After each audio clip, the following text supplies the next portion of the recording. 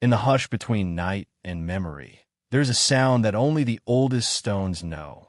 It hums beneath the silence, beneath the centuries, like a breath exhaled by time itself.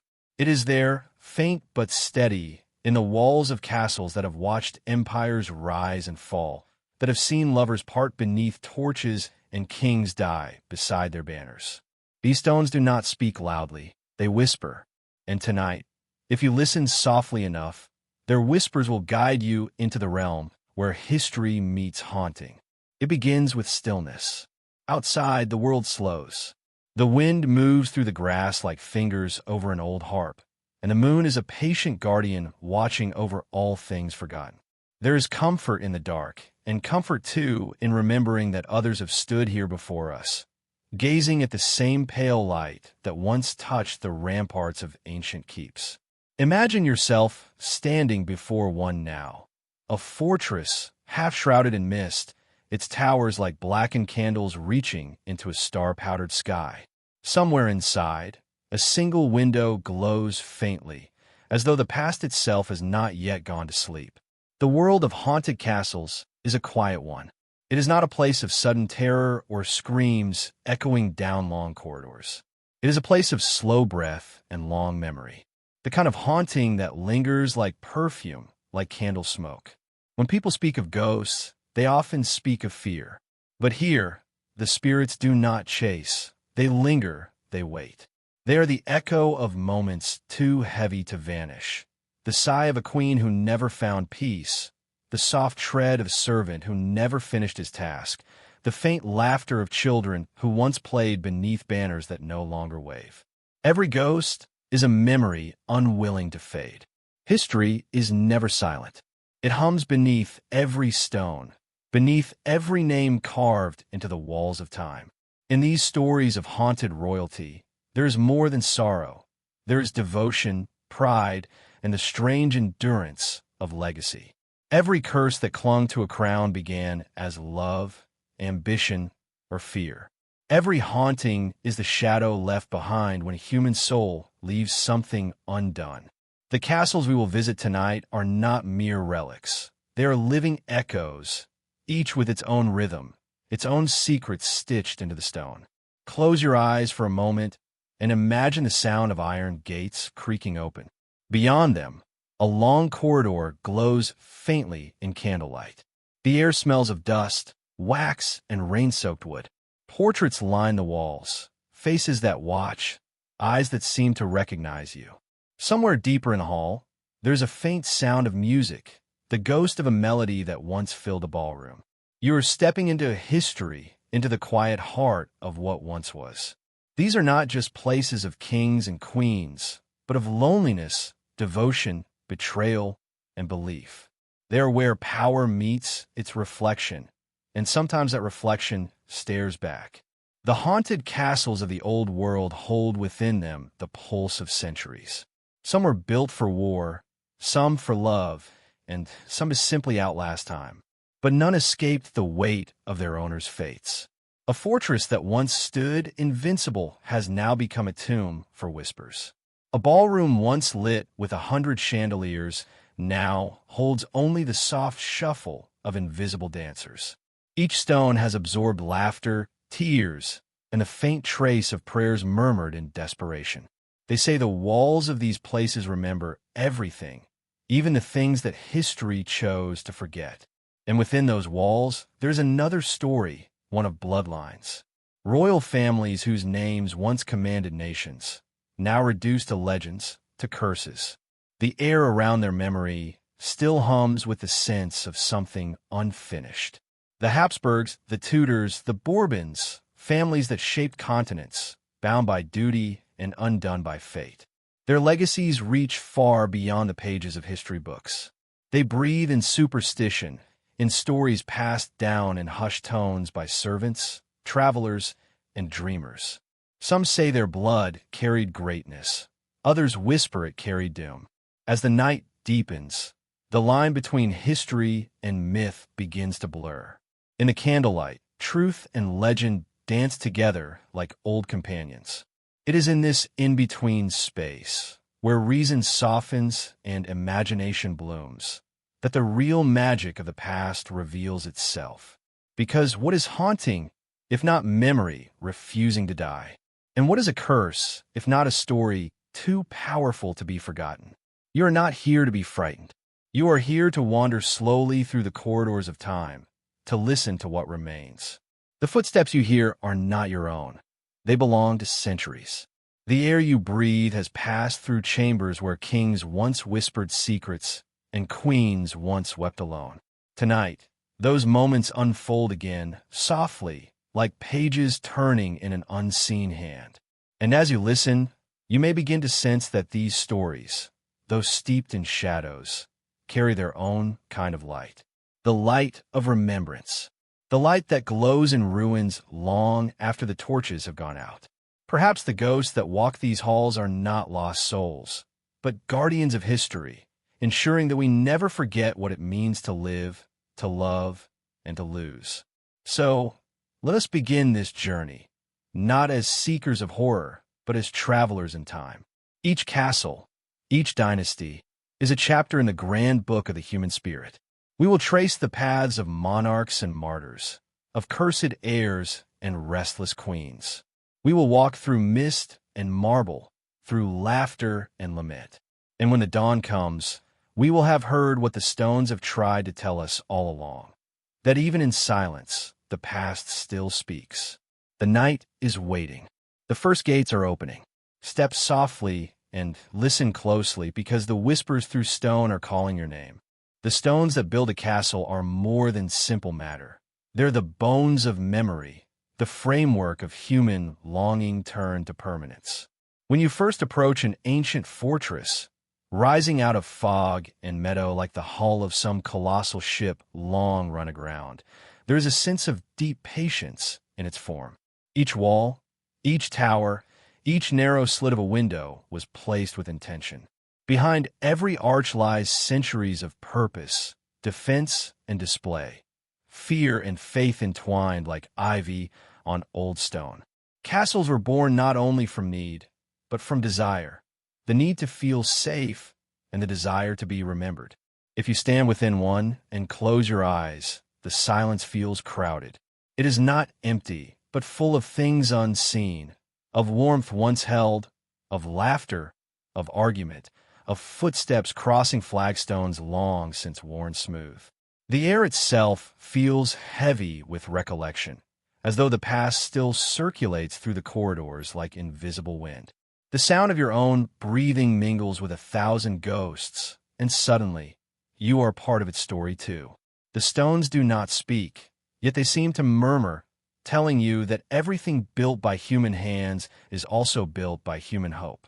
Consider how these walls were raised. Laborers lifted each block, not thinking of eternity, but of their day's wage, of the next meal, of the weight on their backs. And yet, somehow, that ordinary labor became a monument. Centuries later, kings would call it their home, queens would call it their cage, and travelers would call it haunted. The castle remembers them all equally. It remembers the architect's first design lines scratched in a parchment, the first foundation laid in mud, the prayers whispered by masons against the cold. These prayers, if you could hear them now, might sound like the soft rush of air in the hallways, the breath of the builders echoing across time. The architecture of a castle is both practical and symbolic. The thick outer walls, so resistant to assault, also hold in every sound. They preserve whispers and cries in equal measure.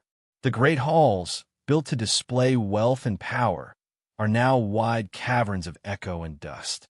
Spiral staircases twist upward like frozen smoke, leading to chambers that once cradled secrets. In the daylight, they are relics of ambition. At night, they feel alive, almost aware. The flicker of a candle here can feel like an eye opening in the dark. The geometry of power is written into every corridor. Long hallways force the visitor to walk slowly, to feel small beneath ceilings that arch like cathedral vaults. Doorways are narrow and precise, made to remind those who entered of their place in the hierarchy. And yet, amid this rigid design, beauty blooms. The delicate curve of a balcony, the carved vines on a lintel, the shimmer of colored glass in the chapel's window. Even within their sternness, castles are capable of grace, as though the builders themselves wish to balance fear with faith, steel with song. It is said that a building can absorb emotion, that it can hold the imprint of those who lived within its walls. The cold stone of a tower may carry the warmth of 1,000 fires long extinguished. The floor of a ballroom may still remember the rhythm of old music. Perhaps that is why hauntings feel so plausible here. A castle has witnessed too much to ever truly rest. It is both guardian and prisoner of the memories it keeps. The laughter of a child may linger just as stubbornly as the final cry of a doomed king. Time moves forward, but within these walls, it loops endlessly back. Imagine walking through one of these fortresses by lamplight. The flame trembles, scattering shadows that shift across tapestries depicting long-dead heroes. The scent of the air is of stone, wax, and the faint ghost of wood smoke.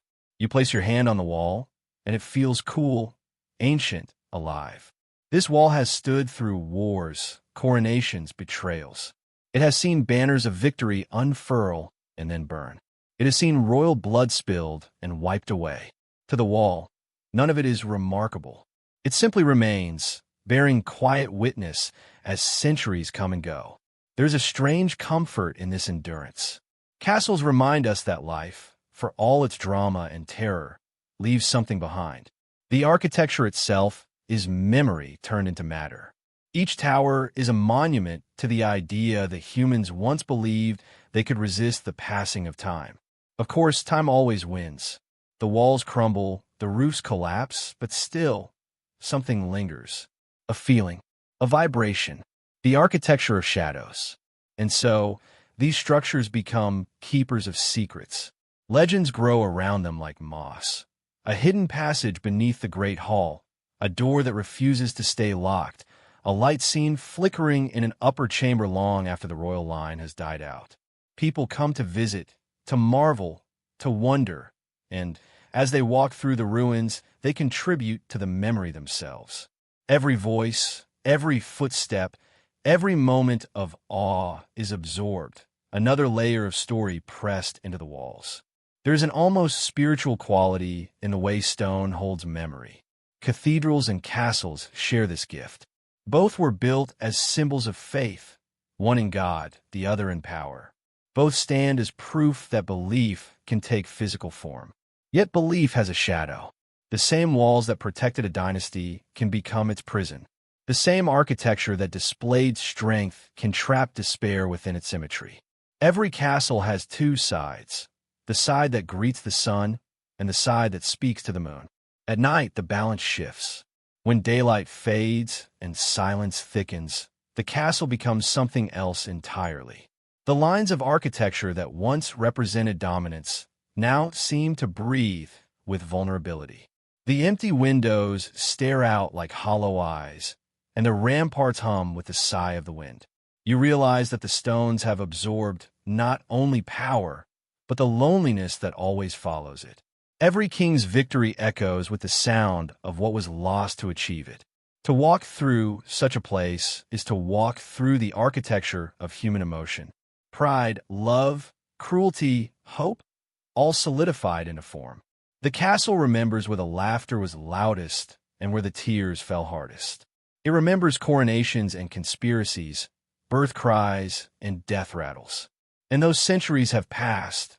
Those vibrations remain, faint but constant, like the heartbeat of the earth itself. So when you hear that a castle is haunted, perhaps it is not haunted by spirits at all, but by the sheer density of living that has taken place within its walls. The architecture of shadows is simply memory that refuses to fade. The past leaves its fingerprints everywhere, in the echo of your footsteps, in the scent of damp stone, in the hush that greets you when you enter. And as you listen more closely, as your eyes adjust to the candlelit gloom, you begin to understand what the stones have been trying to say, that history is not gone. It is merely sleeping, waiting for someone to listen. The castle, patient and proud, keeps watch, and in its stillness, it waits to share the next story, the story of the first royal bloodline to fall beneath its own curse. The story of the Habsburgs begins not with a crown, but with a mountain fortress overlooking the Aare River in what is now Switzerland.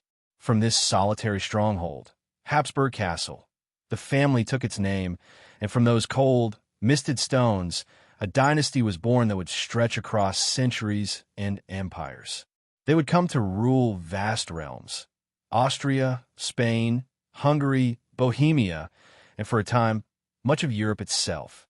Their portraits still hang in galleries, faces pale beneath heavy jewels, eyes staring out with the quiet knowledge of their destiny. Yet behind the splendor of the Habsburg name runs a darker thread, a story of blood so intertwined that it turned inward, of power so absolute it became a curse. It is said that every dynasty carries its shadow. For the Habsburgs, that shadow was both visible and invisible. It showed itself in their faces, in the peculiar shape of their jaws, an unmistakable mark that came to be known as the Habsburg chin. But it also haunted them in less tangible ways: madness, melancholy, and a pattern of tragedy that seemed to stalk them generation after generation. What began as a quest for immortality through lineage became, in time, an inheritance of sorrow. Imagine the great halls of Vienna in their golden age. Candles gleam on silver candelabras, the air rich with perfume and the rustle of silk. Emperors and empresses glide through mirrored corridors, their laughter polite, their eyes weary. Music flows from hidden chambers. Mozart himself once played for them, and yet beneath the elegance there lingers a heaviness. The Habsburgs ruled from palaces filled with light, but their lives were often consumed by darkness. Theirs was a bloodline obsessed with purity, and that obsession, through centuries of intermarriage, brought them closer not to divinity, but to decay. Charles II of Spain is perhaps the most tragic emblem of that fate. Born in 1661, the last of the Spanish Habsburgs, he was the living portrait of a dynasty in decline. Sickly, deformed, and childless, he was said to be unable to chew properly because of the great protruding jaw that defined his face. His subjects whispered that he was bewitched, cursed at birth by the sins of his ancestors. Doctors spoke of hereditary defects, priests spoke of demons. Both may have been right in their own ways. When Charles died, barely able to speak, the Spanish Habsburg line died with him. In his absence, Europe trembled, as if the curse that had consumed his body now reached outward, touching nations. The curse, however, was not confined to Spain. In Austria, too, it coiled around the family like ivy on a tomb. Empress Maria Theresa, one of the most formidable rulers of the 18th century, watched several of her 16 children die before her eyes. Her favorite daughter, Marie Antoinette, would go on to meet the guillotine in revolutionary France, her head falling beneath the blade as if the family's misfortunes had followed her across borders. The guillotine, cold and mechanical, became the echo of a curse centuries in the making. The Habsburgs believed themselves chosen by God. Their motto, carved into marble and stitched into banners, read, Austria est imperare orbi universo, or it is Austria's destiny to rule the world. Such divine certainty brought them to greatness, but also blinded them to fragility. The empire they built was grand, but like the bodies that carried their name, it was fragile beneath its surface. As the centuries turned, their palaces filled with portraits of ancestors whose bloodlines looped endlessly upon themselves, each new face a reflection of an older one. The same eyes, the same jaw, the same look of solemn endurance. The people of Europe began to whisper about the Habsburg curse. They said the family was punished for their pride, for believing they could play God with bloodlines. Others believed it was divine jealousy, that no mortal family was meant to hold so much power, to touch so closely the realm of destiny. Whatever the cause, the results were unmistakable. Generations of illness, infertility, and madness spread through the family like a slow, unending echo. Some modern historians would later call it genetics. But within the soft lamplight of old Vienna, it still feels like something older and more deliberate, something that the air itself remembers. Step into Schönbrunn Palace at night, and you can still feel it. The endless corridors stretch like veins, the chandeliers hanging above like frozen stars. Somewhere within those rooms, the Empress Elizabeth, known as Sisi, once walked in solitude, her thoughts heavy with sorrow. The great house seems to hum faintly with the residue of grief, a kind of memory that clings to every wall. The portraits of emperors and empresses seem to watch from the shadows, their painted eyes fixed on something beyond the present moment. You might almost believe that the family never truly left, that the echo of their dynasty continues to drift through the halls, searching for a peace it never found in life. To understand the Habsburgs is to understand how power and pain can intertwine so tightly that they become indistinguishable. The same will that made them emperors also drove them toward ruin. They built cathedrals, funded composers, commissioned the greatest art of Europe, but behind the glitter of their civilization was a pattern of private suffering so consistent that it feels almost supernatural. Every feast seemed to end in mourning, every marriage in exile, every coronation shadowed by illness or death. It is easy to romanticize such a family. The great imperial courts, the gilded carriages, the waltzes echoing through candlelight. But beneath that veneer, the Habsburgs were haunted not by ghosts from the outside world, but by themselves. Their curse was internal, a kingdom within their own blood. In every generation, the same traits resurfaced like waves. Beauty mixed with fragility, brilliance shadowed by despair. And always, the same unshakable belief that their destiny was not their own to choose. There are records of Habsburg heirs waking in the night, convinced that unseen voices whispered their names. Courtiers wrote of strange premonitions before great tragedies, mirrors cracking, clocks stopping, candles extinguishing themselves in still air. Rational minds dismiss these as superstition, but the pattern is persistent enough to stir unease. Even science, with all its clarity, cannot entirely erase the feeling that something intangible was woven into the family's fate. Perhaps the true curse of the Habsburgs was not in their blood, but in their belief in destiny itself. And yet, the legacy they left behind still glitters. Their architecture, their art, their music, they remain serene and magnificent. Vienna itself feels like a mausoleum built to honor their memory, its streets lined with ghosts wearing the faint scent of perfume and candle smoke.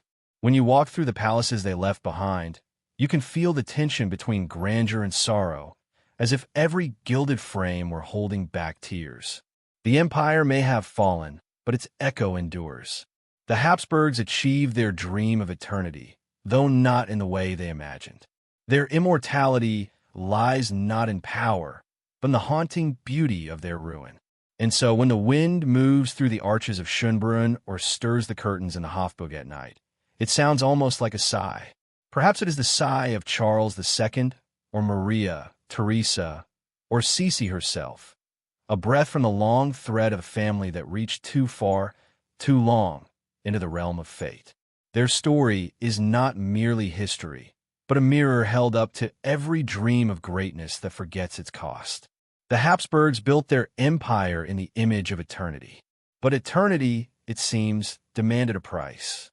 And as we step away from their marble halls and flickering candles, the echo of that price follows us still, leading us onward to another dynasty, another haunted crown, where love and blood will again entwine beneath the weight of time.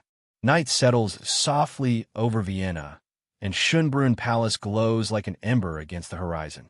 The air is cool, carrying the faint perfume of linden trees and whetstone. The day's noise fades, leaving only the murmur of wind through the long avenues that lead to the gates.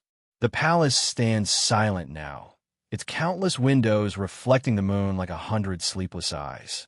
By day, Schönbrunn is a symbol of imperial majesty, golden and grand. By night, it is something else entirely, a memory suspended in air, a melody that refuses to end. It is a place where history seems to breathe beneath the hush, where every echo feels like a heartbeat. Once these rooms overflowed with life. The laughter of courtiers, the rustle of silk gowns, the distant chords of the harpsichord, all blended into the music of empire. The walls gleamed with candlelight. The marble floors glowed with reflection. Here emperors planned wars and queens whispered prayers. Every corridor was alive with purpose. But when the candles burned out and the musicians fell silent, another rhythm began, the rhythm of the palace itself. Schönbrunn was built not only of stone and gold, but of silence, and silence is the most faithful of all witnesses. People say the palace never truly sleeps. Servants who once cleaned its vast halls at midnight spoke of sounds that should not be there. The faint scrape of shoes on polished floors, the flutter of skirts when no one walked the corridors. Sometimes they said they heard music, thin, distant, almost shy, as though the ghosts of the imperial orchestra were still rehearsing somewhere deep inside the walls. The melody would fade whenever someone drew near, as if embarrassed to be caught in the act of remembering. Schönbrunn's beauty hides its sorrow. Empress Maria Theresa, who made this palace the beating heart of her empire, filled it with grandeur and expectation. Her descendants filled it with ghosts. Within these walls, her daughter Marie Antoinette once learned to dance, not yet knowing that her footsteps would someday echo beneath the guillotine. Her great-granddaughter Elizabeth, Sisi, the restless empress, wandered here too, sleepless, her thoughts shadowed by melancholy. They say that Sisi's reflection still lingers in the mirrors of the Hall of Mirrors, appearing faintly when the moonlight is just right, as if the glass remembers her sorrow better than time does. Walk through the palace after dark, and you feel that memory pressing gently against your shoulders. The chandeliers above seem to glow with a light not entirely their own. Portraits watch from the walls, their painted eyes shimmering with the faintest suggestion of movement. The floorboards whisper beneath your feet, though your steps are light. You are not unwelcome here. The palace is simply aware of you, recognizing another soul awake when all others sleep. It is said that in the East Wing, near the old apartments of Emperor Franz Joseph, a single candle sometimes appears lit behind a window long after the palace is locked and empty.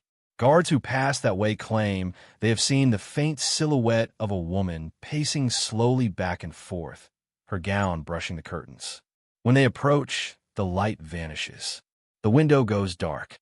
Perhaps it is imagination, or perhaps the Empress still keeps her silent vigil, unable to leave the home that once confined her heart. There is a peculiar magic in Schönbrunn at night. The symmetry of its architecture, the long corridors, the measured rows of columns, creates a kind of calm hypnosis. The silence folds upon itself, becoming something almost musical. You begin to sense that the palace is not haunted by tragedy alone, but by longing. It longs to be remembered, to be touched by presence again. It is a vessel filled with the echo of devotion, and that devotion hums quietly beneath the air like the resonance of a distant harp string. If you pause in the grand ballroom and close your eyes, you might imagine the ghosts of dancers moving around you. The soft whisper of silk, the faint rustle of gloved hands meeting in a waltz. A violin sighs from nowhere. The sound grows clearer, fuller, until you can almost feel the floor tremble beneath the steps of 1,000 long-vanished guests. Then, just as quickly, it fades, leaving you standing alone in stillness, so complete it feels sacred. The ballroom returns to its eternal sleep, but for a moment, you have shared its dream. The history of Schönbrunn is a mirror of the Habsburgs themselves, resplendent, dignified, yet burdened by sorrow. The palace reflects both triumph and decline. Its golden ceilings remember coronations and farewells in equal measure. Even the gardens, so perfectly ordered, seem to mourn the hands that once tended them. The fountains whisper to the hedges, and the statues, cold and pale beneath the stars, look as though they might turn their heads if you blink. As dawn approaches, A faint light creeps through the windows, soft and blue. The spell begins to lift. The palace stirs. The walls expand with warmth. The air shifts, and the silence thins into morning. Soon, the tourists will come again. The corridors will fill with voices and cameras, footsteps and laughter. The ghosts will retreat deeper into the stone, folding themselves back into the rhythm of Schönbrunn's long, patient heart. But for those who walk its halls at night, the memory remains. Schönbrunn is not merely a relic. It is a song, one composed in the language of stone and silence. It carries the same melody that runs through every story of the Habsburgs, beauty edged with sadness, glory shadowed by fate. In its quiet splendor, the palace holds the echo of an empire and the sigh of those who ruled it. And when you finally step away from its gates and the city gathers you back into the present, you might still hear it, a faint music following you, soft and persistent, like the heartbeat of history itself. It is the sound of Schönbrunn remembering, refusing to fade, its silent music carrying through time to remind the living that nothing built from love, pain, and memory ever truly sleeps. The Tower of London stands beside the slow, dark curve of the Thames, like a sentinel carved from time itself. Its pale walls rise against the night sky, their edges softened by centuries of mist and memory. The river laps gently at the stones, whispering secrets to the shore. From a distance, it looks almost peaceful, a monument of history resting beneath the quiet gaze of the moon. But when you draw closer, when the echo of your footsteps touches its courtyard, something in the air changes. The tower does not rest. It listens. It remembers. No other place in England holds such a mixture of majesty and dread. Built nearly 1,000 years ago, it has been a fortress, a palace, a prison, and a place of death. Every wall is layered with stories. Every doorway holds 1,000 silent eyes. Even now, when the crowds of the day have gone and only the night guards remain, the tower hums faintly with the weight of what it has seen. It feels alive in the way old places often do, alive but watchful. Imagine walking its inner ward after midnight. The torches flicker, throwing long, trembling shadows against the walls. The cobblestones glisten with dew. In the distance, a raven shifts on its perch, its dark feathers catching the light before it vanishes again into stillness. The air feels heavier here, as though it carries more years than it should. If you close your eyes, you can almost hear the footsteps of those who walked this ground before you, the condemned, the crowned, the innocent, the guilty, all part of the same quiet tapestry. The tower's most famous ghosts belong to those who came here not as visitors, but as prisoners. And Bullen's name still drifts like a breath through the chapel of St. Peter ad Vincula, where she was buried after her beheading. Guards tell of hearing her prayers whispered at the edge of dawn, the faint rustle of her gown sweeping across the floor. Some claim to have seen her spirit wandering the courtyard, her face serene, her head held gently against her chest, as if she carries not pain, but remembrance. The image is not one of horror, but of profound stillness, a queen forever walking through the echo of her own fate. Others linger too. The princes in the tower, Edward V and his brother Richard, young heirs to the throne, vanished within these walls in the summer of 1483. They were never seen alive again. For centuries, their story has been told in whispers. 2 children imprisoned, perhaps murdered, their innocence swallowed by ambition. On certain nights, faint sounds are said to echo from the upper chambers. Soft laughter, a murmur of play, the thud of small footsteps running down the corridor.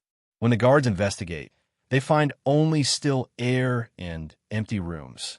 Some say the boys remain, forever playing in the shadows, unaware that time has passed them by.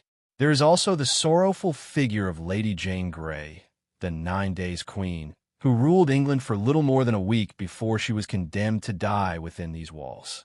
She was only 16.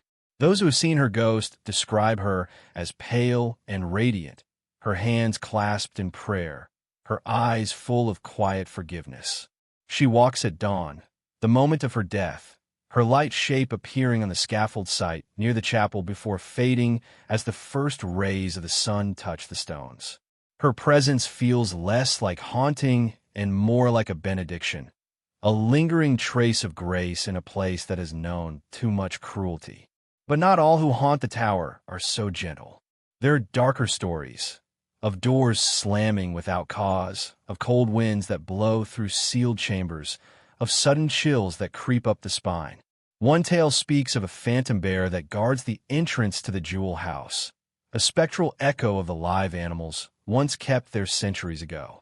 Another tells of a shadow that moves along the battlements just before tragedy strikes, its form human, but its face unseen.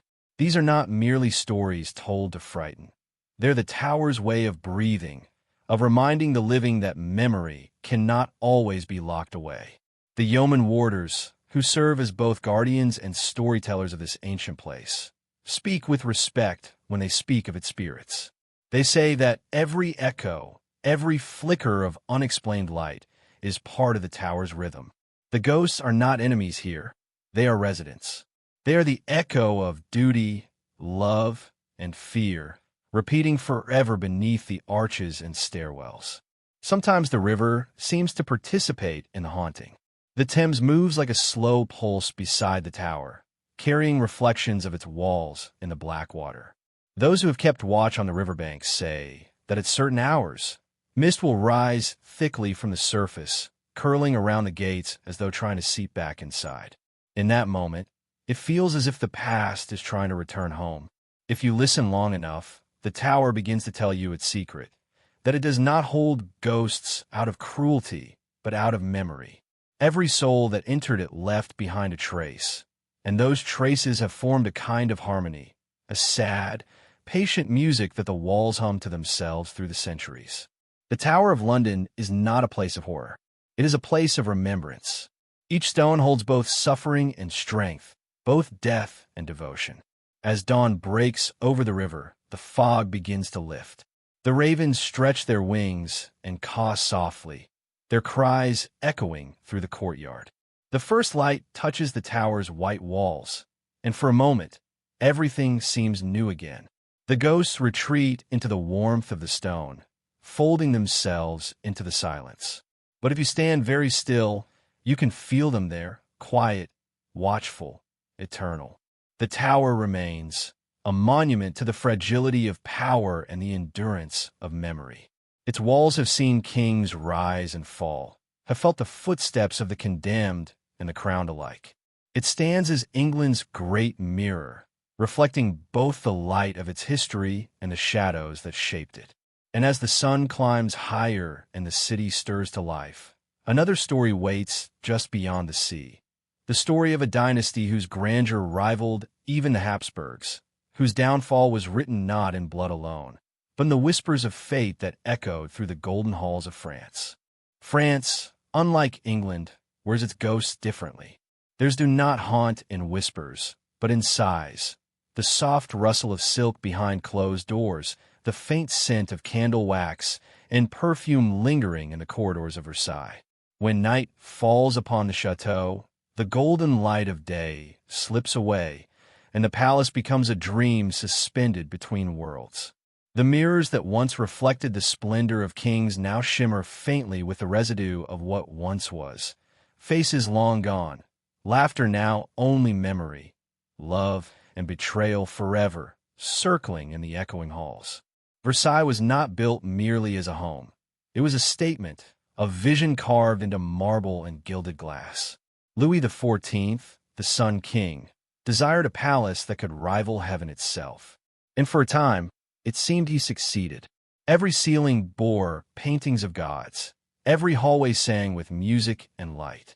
The gardens stretched endlessly, ordered and divine.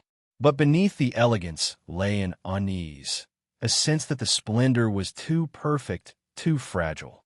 Beauty like this invites longing, and longing, as history shows, often draws the attention of restless spirits. They say that after midnight, the Hall of Mirrors becomes something other than a hall. It becomes a sea of reflection, each pane a doorway to another time. Those who have wandered there at night speak of faint footsteps following them, though they are alone. The chandeliers above sway without a breeze, their crystals chiming softly like distant laughter. Some have seen the shimmer of a gown passing through the mirrors, a gloved hand reaching toward another century. The air feels charged, as if the palace itself remembers the dances, the whispers, the promises made under candlelight. One story tells of Marie Antoinette, the doomed queen whose grace and sorrow became the heartbeat of the Revolution's tragedy.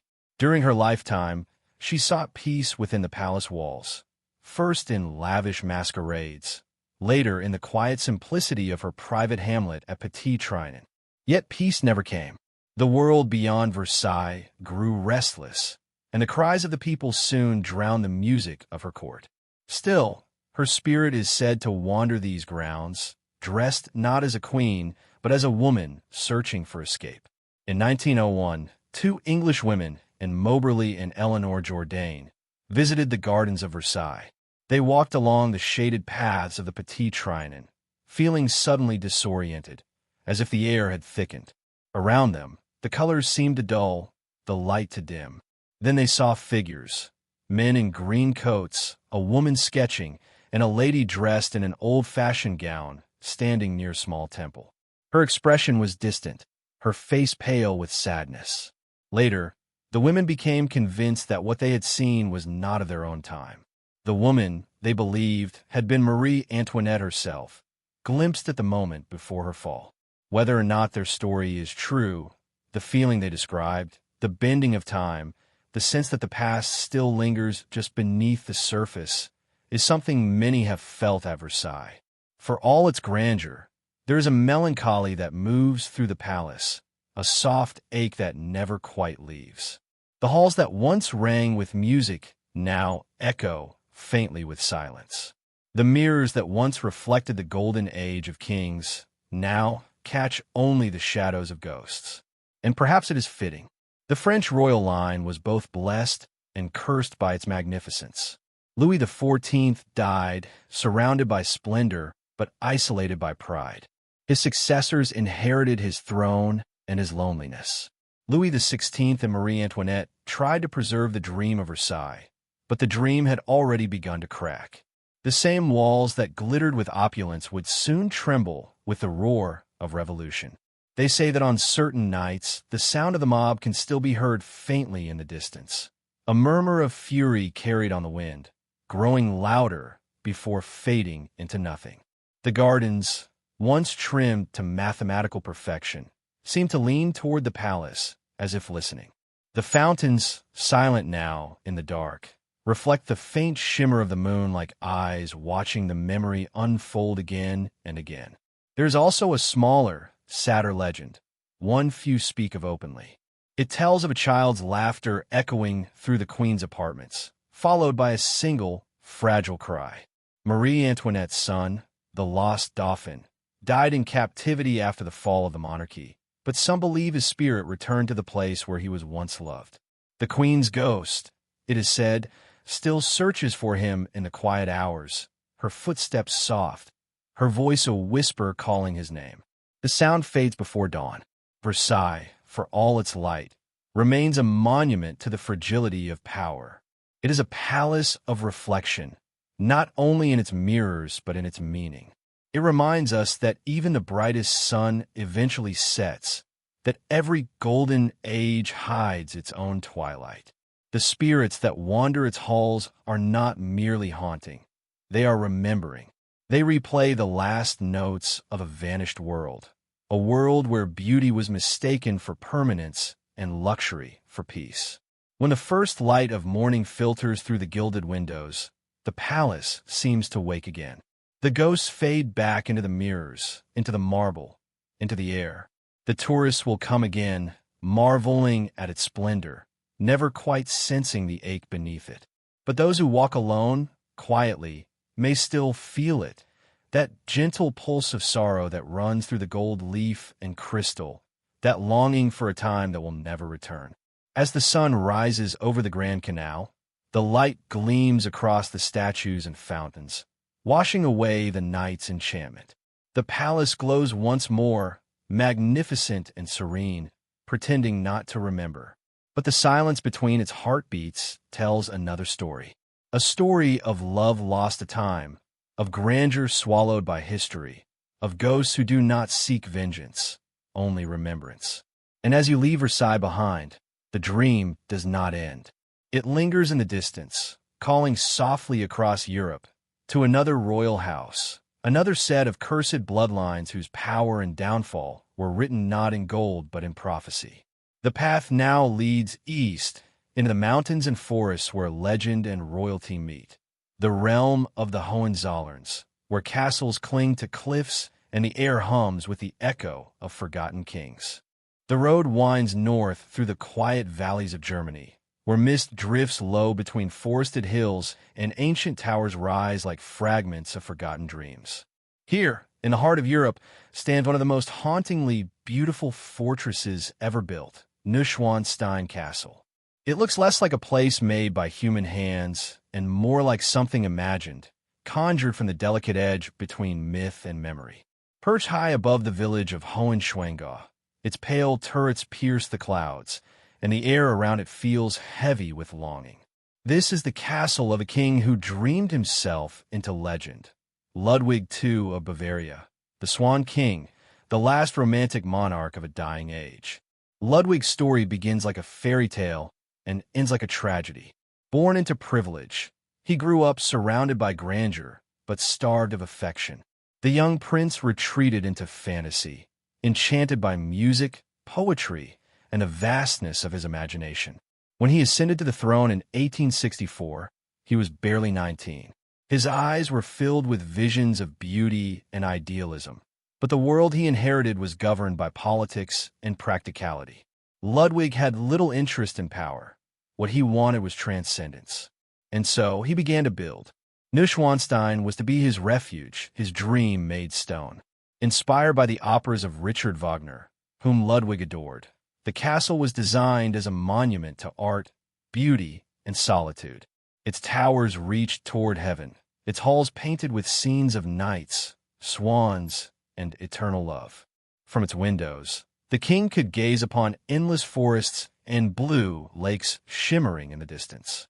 Yet beneath its fairy tale beauty lay a strange melancholy. The castle was meant to be a sanctuary, but it became instead a mirror of Ludwig's loneliness. They called him mad, the Mad King of Bavaria. His ministers whispered of instability, of obsessions that drained the royal treasury and isolated him from reality. But perhaps Ludwig was not mad, only too sensitive for a world that had no room for dreamers. He withdrew further from court, surrounding himself with silence and moonlight, refusing to face the harsh light of day. Servants told stories of how he would wander the halls of Neuschwanstein at night, speaking softly to the portraits on the walls, or sit for hours at the highest balcony, gazing at the stars as though waiting for them to answer him. Then came a night of his disappearance. On June 13th, 1886, Ludwig was found dead in the shallow waters of Lake Starnberg, alongside his physician, Dr. Gutton. The official cause was suicide by drowning, but questions have never ceased. Ludwig was a strong swimmer. The water was calm and shallow. His body bore no clear signs of struggle. Yet the mystery remains. Did he take his own life, or was he silenced by those who feared his madness might destroy the monarchy? The truth has been swallowed by time, leaving only speculation and shadow. Since that night, Neuschwanstein has never been entirely still. Visitors have reported seeing a figure moving along the upper balconies long after the castle has closed. A tall man in a dark cloak, his face pale and wistful beneath the moon. Guards speak of footsteps echoing through empty corridors, of doors creaking softly open as if welcoming someone unseen. The air in Ludwig's private chambers often feels colder than the rest of the castle, as though the walls themselves remember the loneliness of their creator. Sometimes, when the wind sweeps through the valley, it carries with it the faint sound of music, Wagner's melodies, rising and falling like a heartbeat that refuses to die.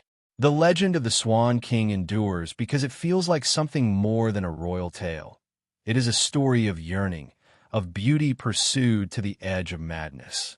Ludwig's ghost, if it walks these halls, is not one of terror, but of melancholy grace.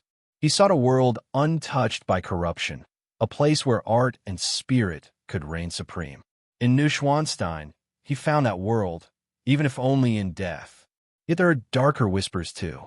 Some say the castle is cursed, that it was never meant to be finished because it was born of obsession rather than harmony. Workers who helped build it told of strange accidents, tools vanishing, voices calling their names from empty rooms, sudden gusts of freezing wind that swept through the scaffolding. One mason claimed to have seen a white swan perched at a window high above, watching him with almost human intelligence. When he looked again, it was gone. A week later, he fell from the scaffolding and broke his neck. The swan was Ludwig's symbol, his emblem of purity and transcendence. In the myths he loved, the swan was a messenger between worlds, gliding effortlessly between water and sky, life and death. Some say the spirit of the swan king still appears in that form, circling above the castle before vanishing into the mist that rolls down from the Alps. To see it is both a blessing and a warning, a reminder that beauty, when pursued too fiercely, can lead one beyond the edge of sanity. Today, Neuschwanstein is one of the most visited places in the world, admired for its dreamlike architecture and its view across the Bavarian countryside. But few who come to take photographs realize that beneath the glittering surface lies a sorrow that still hums through the stone. The rooms Ludwig designed for his solitude are filled with tourists, yet the air retains a hush, as if the castle resents the intrusion. When the sun sets and the last visitors leave, the silence returns, a deep, resonant stillness broken only by the rustle of wind and the creak of old wood settling into memory. As night deepens, the castle's windows glow faintly, catching the reflection of the moon. The forest below seems to move, its shadows shifting like waves. If you listen, you might hear a faint splash from the lake far below, followed by a soft whisper of song, a tune from one of Wagner's operas, echoing through the valley. Whether it is the wind or the ghost of a king who dreamed too much, no one could say. Neuschwanstein stands as both a monument and a mausoleum, to imagination, to beauty, to the price of dreams. The Swan King's spirit, if it remains, is not trapped but eternal, woven into the mist that curls around his towers and the starlight that crowns them. And as dawn approaches, the castle glows softly in the first light, like a vision half remembered. The dream fades but never fully disappears. For the story of haunted royalty is far from over. Across the mountains, another dynasty waits, one whose history is even darker, whose bloodline carries whispers of prophecy, madness, and death. It is the House of Romanov, where the ghosts of Russia's last emperors still wander beneath the eternal snow, and where the curse of their fall still trembles through time.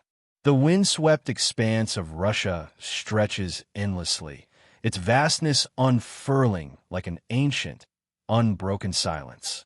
Amidst this land of endless forests and snow-covered plains lies a palace that once whispered of grandeur, but now speaks only in the language of sorrow.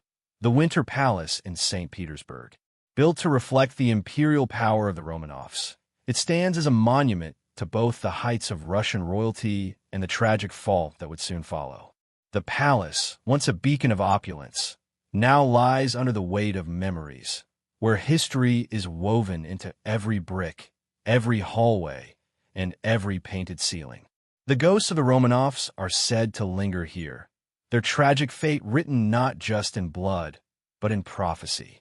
In the year 1613, the Romanov dynasty began its reign over Russia, with Tsar Michael I ascending to the throne. Over the next 3 centuries, the family would build an empire that stretched across Europe, Asia, and beyond. The Romanovs became a symbol of both power and mystique. The grandeur of their court, especially during the reign of Catherine the Great and later Tsar Nicholas II, was unmatched, and the imperial family basked in luxury, surrounded by the finest art, the rarest jewels, and the loyalty of a nation. Yet all this opulence was shadowed by an ancient curse, one that some believed was foretold long before the last Romanov was ever born. In the early days of the dynasty, it is said that a prophecy was uttered by an old monk. The Romanovs will rule Russia for 300 years, but the last of them will be brought low by fate, and the blood of the family will be spilled. This prophecy, which seemed to fade into myth with the passing years, would return to haunt the family as their reign approached its end. Some believe it was the weight of this prophecy that shaped the decisions of Tsar Nicholas II, the last Romanov to sit on the throne, and that it haunted him to his final days. The Winter Palace, the grand seat of Russian power, bore witness to the height of this dynasty's splendor. Its magnificent halls were the stage for grand balls, where glittering nobles danced beneath chandeliers, their laughter and whispers mixing with the soft hum of the piano. But even as the palace glittered with the light of imperial power, a shadow began to creep over it. In 1917, revolution struck Russia.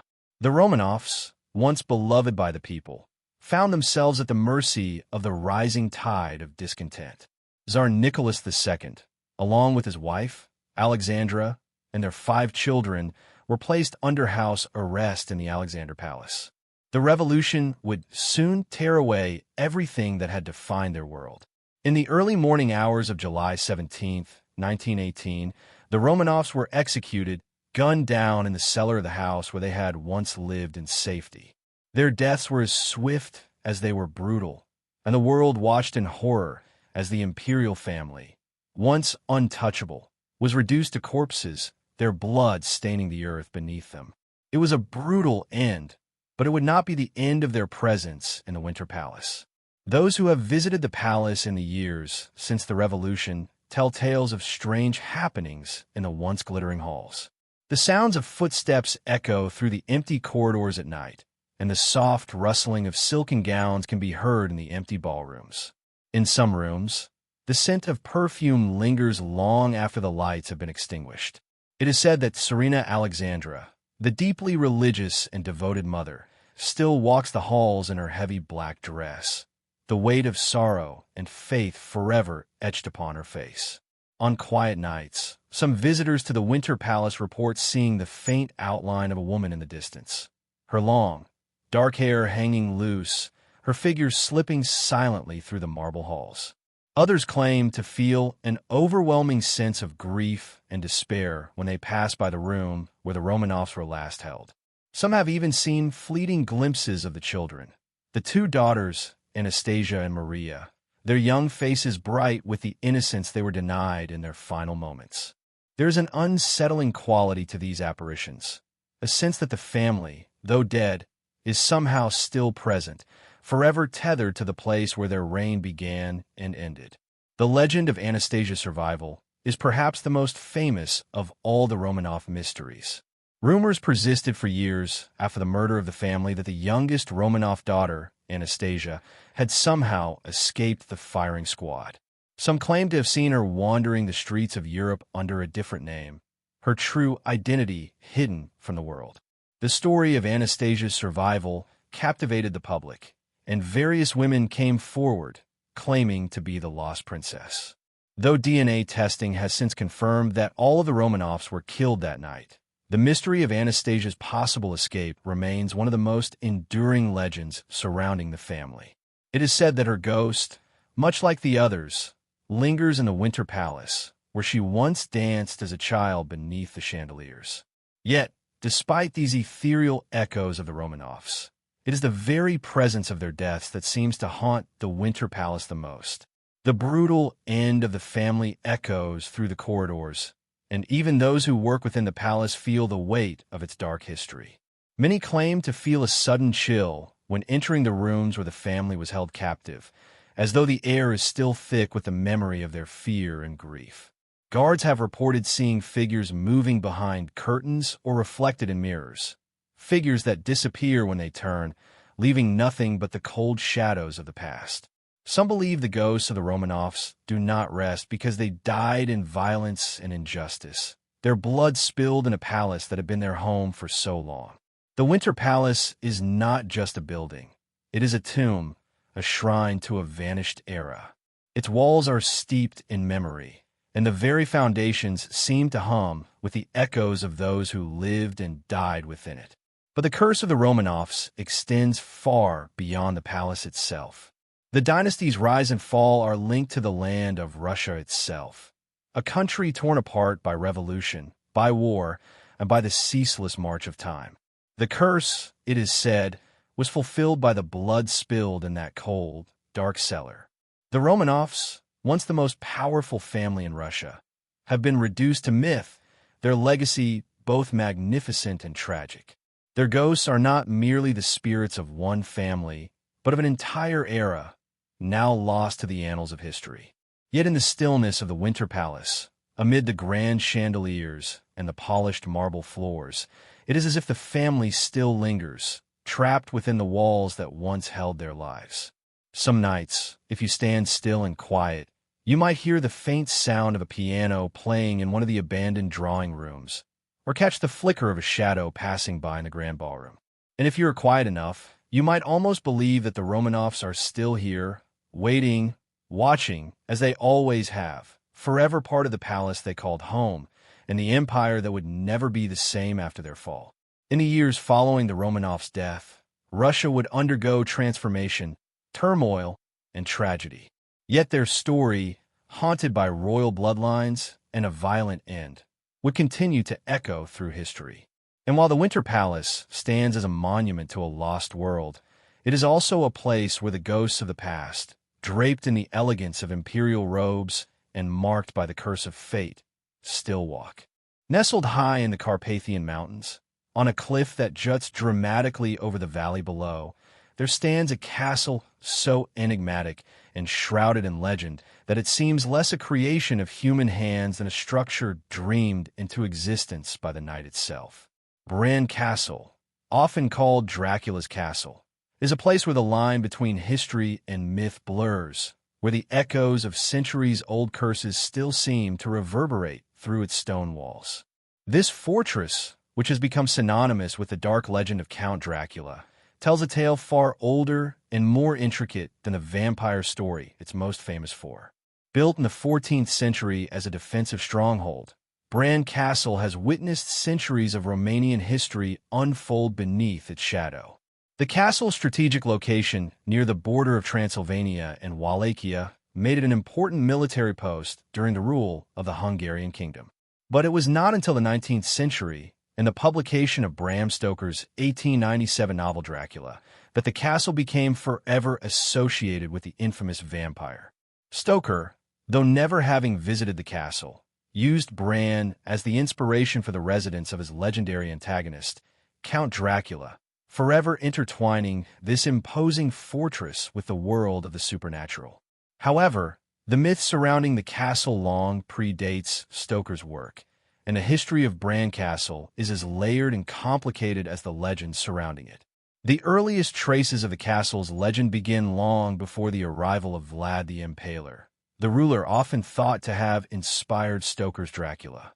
Bran Castle's connection to real historical figures, particularly Vlad III, known as Vlad Dracula, is tenuous at best. Vlad was a notorious ruler of Wallachia in the 15th century, famous for his brutal and sadistic methods of punishment, which earned him the moniker Vlad the Impaler. He would reportedly impale his enemies on long, sharpened stakes, leaving them to die in horrific agony as a lesson to others. His cruelty, combined with his name, has ensured that his legacy became intertwined with the story of Dracula. However, while Vlad was indeed a contemporary of the castle's time, there is no concrete evidence that he ever lived in or even visited Bran Castle. The connection between Vlad and the castle seems to be more a product of later legend than historical fact. Yet this only deepens the mystery surrounding the place. Bran Castle has become the setting for so many stories, both real and imagined, that it's as if the castle itself has absorbed the dark energy of its myths over time. What is undeniable is that the castle's atmosphere lends itself perfectly to its Gothic reputation. The towering walls of Bran Castle, with their narrow windows and steep, sloping roofs, seem to have been designed with the sole purpose of keeping the outside world at bay. Even today, Visitors who walk through its labyrinthine halls feel a distinct sense of foreboding. In the stillness of the stone corridors, it is easy to imagine the castle's former residents watching from behind its thick, ironclad doors. Many claim that the castle, despite its beauty, has a chill that never quite leaves, as if the weight of the centuries has seeped into the very stones themselves. Stories abound of strange happenings in the castle. There are those who claim to have heard the sound of footsteps in the dark, echoing through empty hallways, only to find no one there when they turn the corner. Others tell of doors that open on their own, or of cold drafts that seem to materialize out of nowhere, chilling them to the bone. But it is not just visitors who feel the castle's eerie presence. Over the years, there have been reports of strange phenomena from those who have worked at the castle. Some claim to have seen shadowy figures in the windows, while others speak of a feeling of being watched, even when alone in the castle's deepest chambers. These legends, combined with the castle's rich history, contribute to its growing reputation as a haunted site. Visitors to Bran Castle often recount a sense of overwhelming unease that lingers long after they've left its walls. Some even claim to have had vivid dreams of dark figures or unsettling images while sleeping in nearby ghost houses. There is no official explanation for these phenomena, but they have only fueled the legends of the castle as a place cursed by the blood of its past. The connection between Bran Castle and Vlad Dracula is only one of the many layers of mystery that envelop the site. Its history is rich with intrigue, conflict, and stories of forgotten royal bloodlines. The castle was once the residence of the Hungarian kings, then later passed into the possession of the Romanian royal family. But no matter its rulers, the castle's remote location and austere design gave it a sinister air. It was often used as a fortress, a place to defend against invaders and protect the people of the land. And yet, even in its function as a military stronghold, the castle's isolation and harsh conditions lent it a quality of desolation. The stone walls that once served to protect its inhabitants from the outside world now seem to hold them captive, preserving a sense of lingering dread. The very structure of Bran Castle, with its narrow windows and high, foreboding towers, creates an atmosphere that is as oppressive as it is captivating. As night falls, the long shadows cast by the turrets stretch out across the Carpathian mountainside, and the wind whispers through the surrounding trees, sounding eerily like the wail of a distant ghost. It is not only the castle itself that holds the weight of history. The surrounding land, deep in the heart of Transylvania, has been the setting for centuries of folklore, steeped in tales of vampires, werewolves, and restless spirits. The region is rich with legends of creatures that walk between the realms of the living and the dead, and Bran Castle has become synonymous with these dark myths. In this land of shadows, where the line between the natural and the supernatural often seems thin, the castle is a beacon of mystery, a place where the world of myth and reality collide. Though the connection between Vlad the Impaler and Dracula is more myth than fact, the castle's association with the vampire legend endures. It has been immortalized in popular culture, from Bram Stoker's classic novel to countless films, books, and television series. The castle now draws thousands of visitors every year, all hoping to catch a glimpse of the legend that haunts its halls. Some come for the thrill, others to seek out the ghosts that are said to roam the castle. But whether one believes in the supernatural or not, there is something undeniably magnetic about Bran Castle. Its eerie atmosphere, its deep history, and its association with one of the world's most famous myths make it a place where the past never quite lets go. For those who visit at night, the magic of Bran Castle takes on a new form. The darkened towers stand like sentinels against the sky, their silhouettes jagged and haunting. The moon casts a ghostly glow over the stone walls, and the wind carries with it a strange sound, a distant howl or a whisper in the dark. In these moments, it is easy to forget that Bran Castle is not just a place of fiction, but a living, breathing structure steeped in centuries of history and myth. And while the vampire story may be the most famous of all the legends attached to Bran Castle, it is not the only one.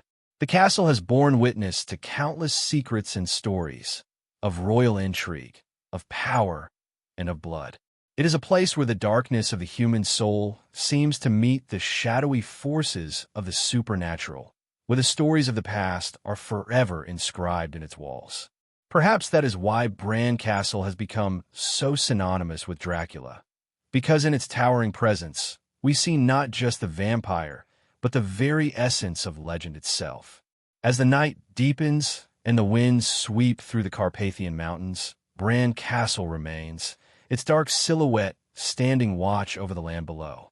And in the stillness of the dark, it is easy to imagine that the ghosts of its past are still here, lingering in the shadows, waiting for the moment when the myths will rise again.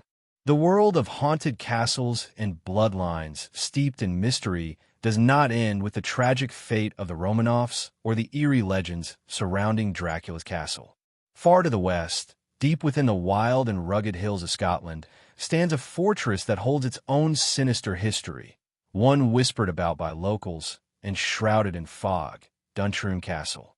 Though not as famous as its European counterparts, Duntroon has its own dark secrets, where reality mingles with superstition and the line between past and present is dangerously thin. The castle, perched on a lonely hill overlooking Loch Creenan, has witnessed centuries of Scottish history, from the tumultuous medieval battles to more recent times, when the old feuds of clans still resonated through the land. It is often said that the soul of Duntroon is intertwined with the fierce spirit of the Campbell clan, whose bloodline is as storied as it is tragic. Duntroon Castle, still in the hands of the Campbell family to this day, carries with it a heavy weight of legacy, and it's impossible to walk its halls without feeling that weight bearing down.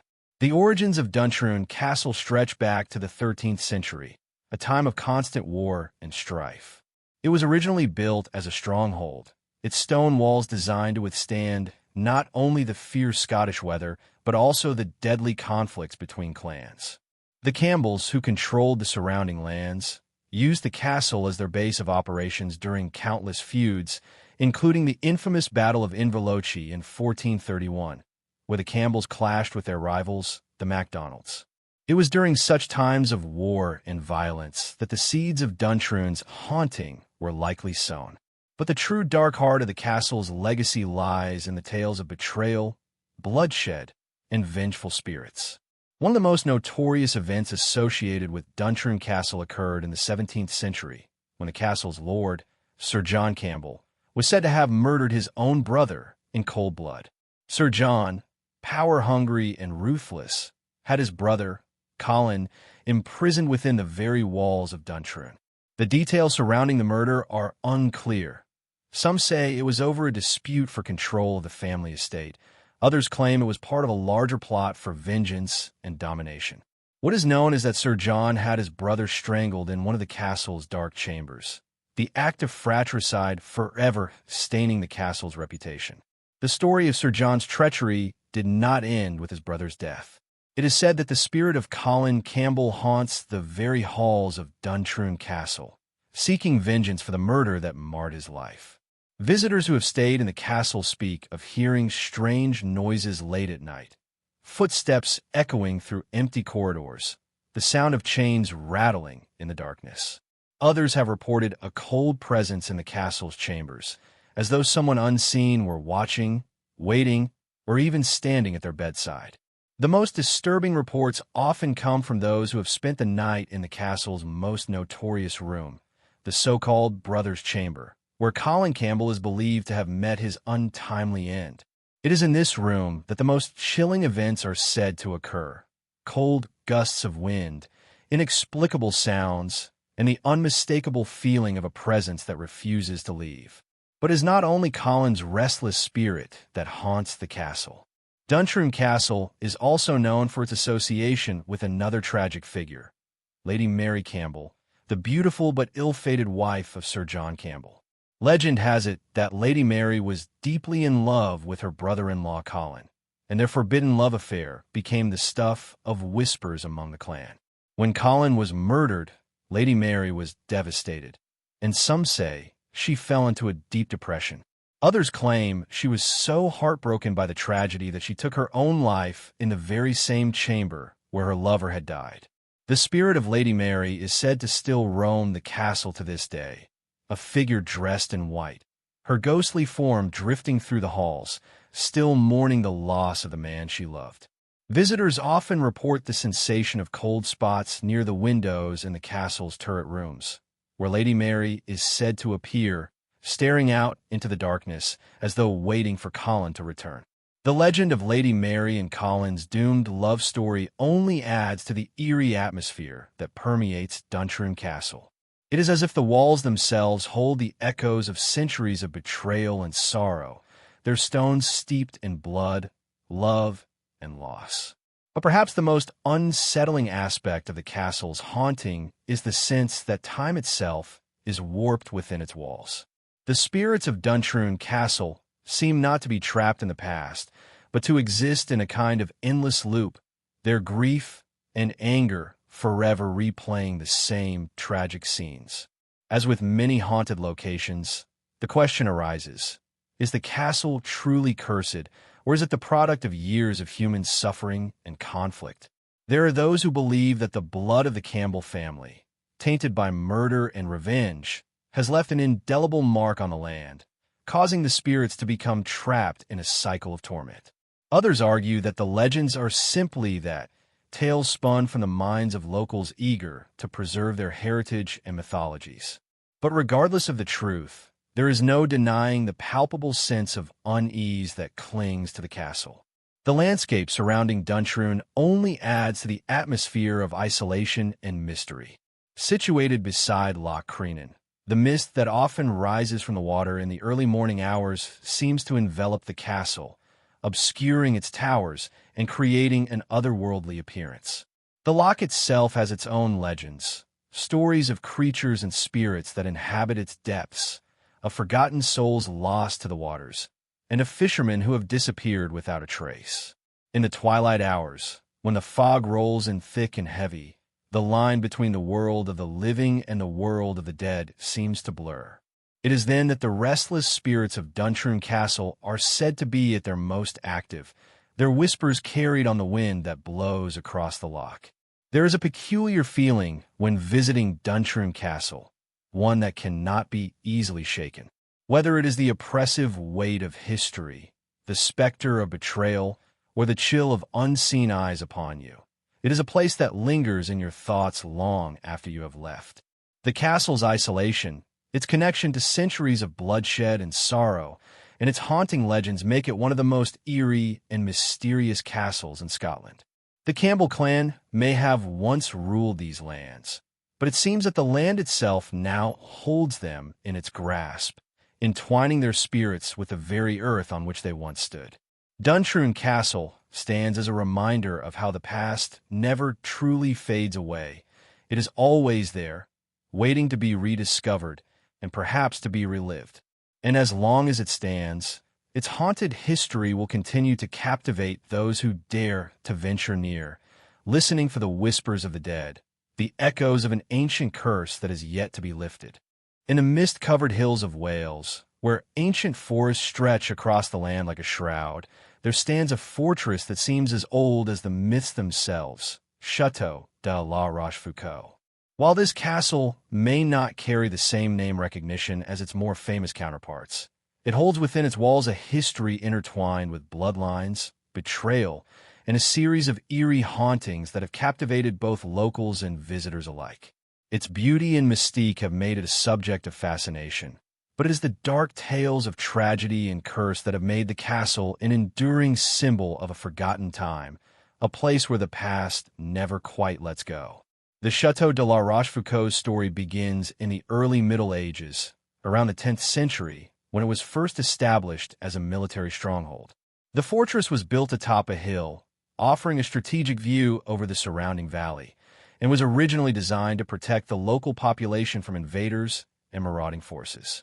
Over time, it would come under the control of the powerful Rochefoucauld family, whose name would become synonymous with nobility and influence in this region of France. For centuries, the castle served as the seat of power for the family, and it was here that generations of lords and ladies would live, love, and fight for dominance. But as with many noble families, the Rochefoucauld's history is fraught with scandal, treachery, and dark secrets. The family's rise to power, much like the building of the castle itself, was not without bloodshed. In the early 16th century, it is said that a member of the family, the infamous Jean de la Rochefoucauld, was involved in a betrayal that would forever stain the family's reputation. Jean had been a trusted nobleman in the service of King Louis XII, but his ambition led him to conspire against his own kin in a bid for greater power. In a cruel act of treason, Jean is said to have orchestrated the murder of his own brother, a heinous act that would lead to his family's ultimate undoing. The betrayal was so violent, so shocking, that it is said that the walls of Châteaux de la Rochefoucauld still echo with the cries of those who died that night. Some claim that the sound of footsteps pacing the castle's halls is the ghost of Jean de la Rochefoucauld himself, forever condemned to walk the earth as a restless spirit, seeking redemption for the blood he spilled. Others tell of the disembodied voice of his brother, calling out from the darkness, demanding justice for the life taken too soon. And while these stories may be the stuff of legend, the locals who live near the castle swear that they have heard strange noises coming from the castle on moonless nights, noises that cannot be easily explained. Beyond the betrayal and its immediate consequences, the curse that hangs over the chateau seems to be deeply rooted in the family's bloodline. Over the centuries, there have been numerous reports of misfortune, mysterious deaths, and inexplicable tragedies within the Rochefoucauld family. One of the most enduring legends involves a daughter of the family, Lady Isabelle de la Rochefoucauld, who is said to have been cursed by an unknown sorcerer. According to the tale, Lady Isabelle was a beautiful, yet deeply vain woman who believed she was immune to the misfortunes that befell her kin. Yet, as the story goes, she angered a mysterious figure, either a beggar or a wandering traveler, who had sought refuge in the castle during a storm. It is said that this figure, upon being rejected and insulted by the lady, placed a terrible curse upon her, one that would be passed down through the generations. The curse, it is said, would ensure that no one in the Rochefoucauld family would ever die in peace. For generations, members of the family are said to have suffered violent deaths, many of them under mysterious circumstances. The most tragic of these was the death of Lady Isabelle herself. It is said that on the night of her death, she was found in the castle's grand hall, her body lifeless and cold, her eyes wide with terror, as if she had seen something that had driven her to madness before her final breath. Though no one could explain her sudden demise, many believed that the curse she had received was to blame, and that the family's bloodline was now doomed to suffer in perpetuity. As the centuries passed, the Rochefoucauld family's fortunes waned. The château, once a magnificent symbol of wealth and power, began to fall into disrepair. The once grand halls and chambers, adorned with intricate tapestries and golden chandeliers, grew dark and decayed, their beauty fading with the passing years. And as the château deteriorated, so too did the spirits of those who had once inhabited it. In the dead of night, it is said, the ghosts of the Rochefoucauld family wander the crumbling corridors, locked forever in a dance of regret, vengeance, and lost glory. Today, visitors to the Châteaux de la Rochefoucauld are drawn to the eerie atmosphere that pervades the castle. Though it is no longer a functioning residence, the château is open to the public, and many come to explore its ancient halls, drawn by the stories of its haunted past.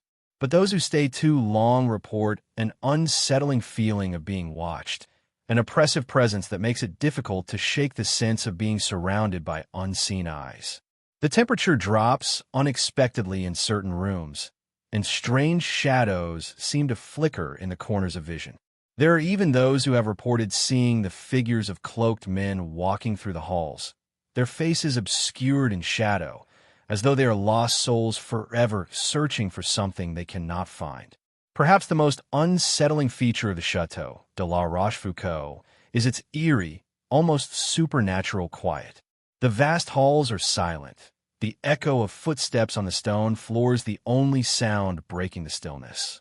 Yet there are times, particularly late at night, when visitors claim to hear faint whispers on the wind, voices of the past, calling out to them from the walls. Some believe that these voices are the ghosts of those who have died in the castle, unable to move on due to the curse that binds them to the place. The château, with its air of mystery and haunting presence, is a testament to the power of the past to shape the present. Its history, filled with betrayal, bloodshed, and tragedy, has left an indelible mark on the castle and its surroundings. The curse of the Rochefoucauld family, whether real or imagined, continues to cast a shadow over the place, ensuring that the château remains a site of both fascination and fear.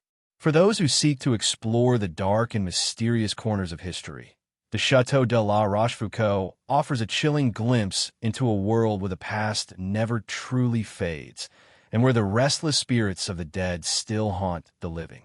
As the sun sets behind the darkened hills, the château stands silent, its stone walls bathed in the eerie light of the moon. And in the stillness of the night, when the wind whispers through the trees and the castle seems to sigh under the weight of its history, it is easy to imagine the spirits of the Rochefoucauld family still roaming its corridors, forever locked in a world between life and death, as if trapped in a never-ending cycle of regret and sorrow. Deep within the Bavarian Alps, where the air is thin and the mountains rise like ancient guardians, there stands a castle that seems less of this earth and more of a dream, Neuschwanstein. Perched upon a crag of stone and surrounded by mist, it gazes down upon the valleys below like a vision conjured from the mind of an artist or a poet. It is beautiful beyond words, ethereal in its perfection, and yet, behind that beauty lies a melancholy that seeps through every wall. The castle, built by King Ludwig II of Bavaria, the Mad King, is not only one of the most enchanting structures in the world, but also one of the most haunted by its own legend. It is a monument to a man consumed by dreams, doomed by loneliness, and haunted by forces both real and imagined. King Ludwig II was a man unlike any other ruler of his time. Born into the wealth and splendor of the Bavarian royal family in 1845, he grew up surrounded by the expectations of kingship. But from an early age, Ludwig seemed different. He was shy, introspective, and possessed of a boundless imagination. He had little interest in politics or power.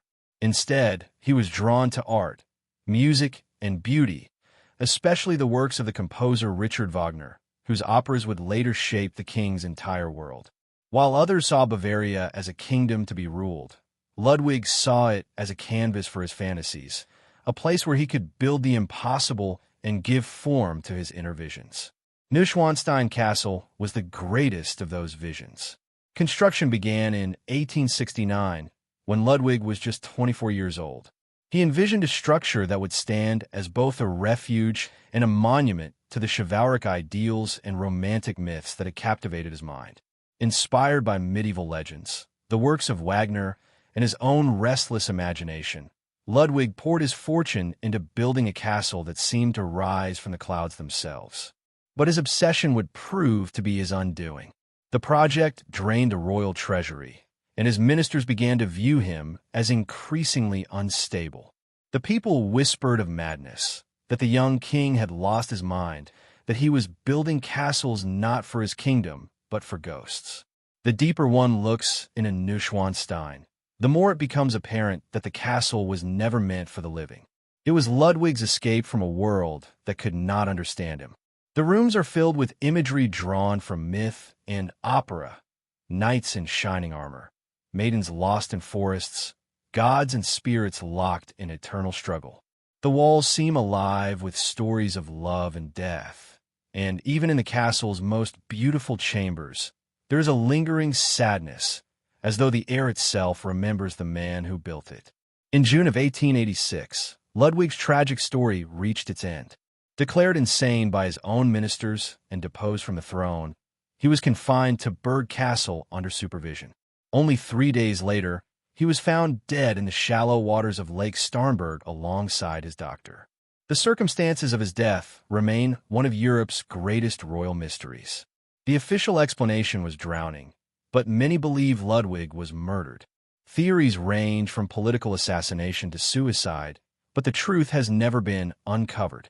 Some even claim that Ludwig's spirit had simply decided to return to Neuschwanstein, that his heart could not exist anywhere else. After Ludwig's death, construction on the castle stopped, and Neuschwanstein became a monument to his memory. But those who enter its halls after dark say that the king never truly left. The castle, once his sanctuary, is now his tomb. Visitors have reported hearing footsteps echoing in the upper chambers, though no one is there. Guards have spoken of a faint humming sound drifting through the great halls. Music, perhaps, faint but unmistakable, like the distant notes of Wagner's operas that Ludwig so adored. On certain nights, when the mist hangs low over the mountains and the moonlight touches the turrets, a solitary figure has been seen walking along the castle's highest balcony. A tall man in a cloak, his face pale and expression distant, gazing out over the valley as if waiting for something that will never come. There are those who say that Neuschwanstein's haunting is not one of terror, but of sorrow. Ludwig's spirit is not malevolent. Instead, it is said to move gently through the castle's corridors, forever reliving the dream that consumed his life. Some visitors claim to have felt a strange sense of peace upon entering the castle at night, as if the king himself welcomes them into his dream. Others, however, describe a feeling of overwhelming loneliness, as if stepping into the castle is stepping into Ludwig's mind, a place filled with beauty, but also isolation. The legend of Ludwig II is inseparable from that of Neuschwanstein. The castle stands as both a masterpiece and a mausoleum, a symbol of what happens when dreams grow too vast for the world to contain. Ludwig's contemporaries may have called him mad, but today he is remembered as a visionary, a king who sought to bring art to life and build paradise upon earth. Yet paradise, as it turned out, was not meant to last. The haunting of Neuschwanstein is not just the ghost of Ludwig himself. It is the haunting of an idea. The castle embodies the eternal human longing for beauty and transcendence, and the sorrow that comes when that longing collides with the harshness of reality. Every fresco, every carved arch, every painted ceiling speaks of the king's yearning for something beyond mortal reach. The result is a place that feels suspended between two worlds, half palace, half dream. Visitors who have walked through Neuschwanstein at dusk often describe the uncanny sensation of time dissolving. The air grows still, the golden light fades, and the castle begins to hum with its own quiet life. In the throne room, where Ludwig once imagined himself surrounded by saints and angels, the light flickers faintly as though unseen figures move through the shadows. The mirrors, ornate and vast, seem to shimmer with reflections that do not quite match the present moment. And in the Great Hall, where murals depict scenes from the legend of the Holy Grail, some have claimed to hear the soft echo of footsteps, pacing slowly, endlessly.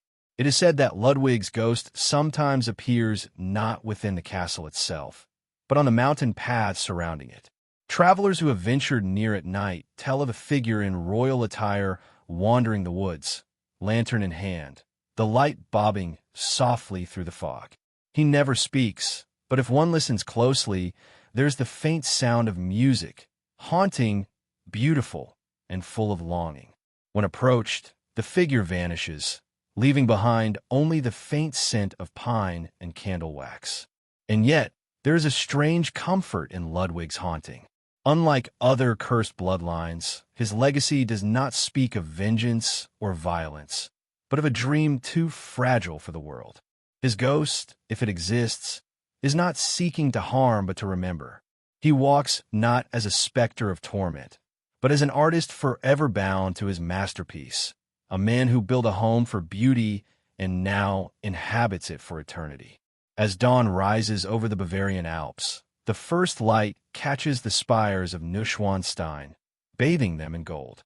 From a distance, the castle seems to float above the earth, a dream given form.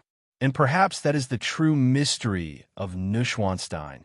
Not that it is haunted, but that it was ever real at all.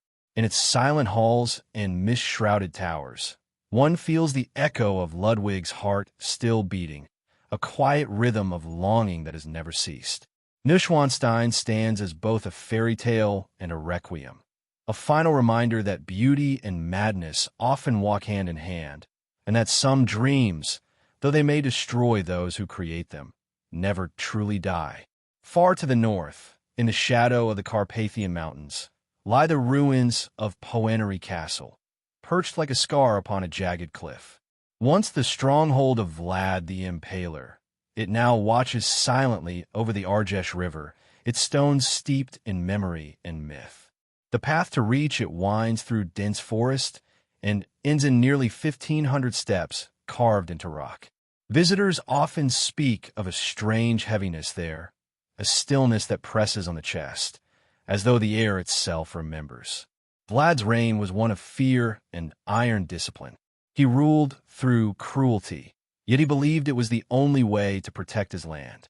The legend says his wife, cornered by enemies, leapt from the walls into the river below, her spirit still seen drifting in white on moonlit nights.